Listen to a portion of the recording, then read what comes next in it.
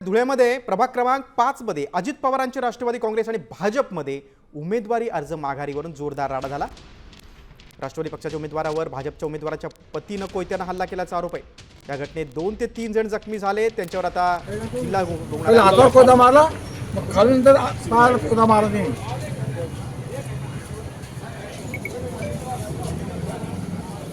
जेव्हा तुम्ही स्वतः उमेदवारी करा ना। हो, मी सगळं माहिती मिळणार आहे। कोयता मारला सागर कामेने कोयता मारला। आघाडीच्या शेवटच्या क्षणी धुळ्यामध्ये मोठ्या प्रमाणात घडामोडी घडताना बघायला मिळत आहे। राष्ट्रवादी आणि भाजपच्या उमेदवारांमध्ये मोठ्या प्रमाणात झटापटी झालेल्याचा प्रकार उघडकीस आलेला आहे। आपण जर बघितलं तर याच ठिकाणी कोयत्याने हल्ला झाल्याचा आरोप हा संबंधितांतर्फे करण्यात आलेला आहे। आपण जर बघितलं तर या ठिकाणी पोलीस प्रशासन घटनास्थळी दाखल झालेला आहे। मोठ्या प्रमाणात पोलीस प्रशासनातर्फे या सर्व घटनेवरती नियंत्रण मिळवण्याचा प्रयत्न केला जात आहे। मोठ्या प्रमाणात पोलीस बंदोबस्त या ठिकाणी तैनात करण्यात आलेला आहे। आपण जर बघितलं तर याच ठिकाणी हा हल्ला झाल्याचा आरोप करण्यात आलेला आहे आणि या ठिकाणी त्यानंतर परिस्थिती आटोक्यात आणण्यासाठी पोलीस प्रशासनातर्फे तात्काळ घटनास्थळी धाव घेण्यात आलेली आहे आणि पुढील काही वेळामध्येच या सर्व बाबींचा उलगडा होण्याची शक्यता आहे। त्या संदर्भात 2 जणांना शासकीय रुग्णालयामध्ये त्याचबरोबर खासगी रुग्णालयामध्ये उपचारासाठी दाखल करण्यात आले आहे, तर 2 जण आणखी किरकोळ जखमी असल्याचं उघडकीस आलेलं आहे। भूषण आहे रे,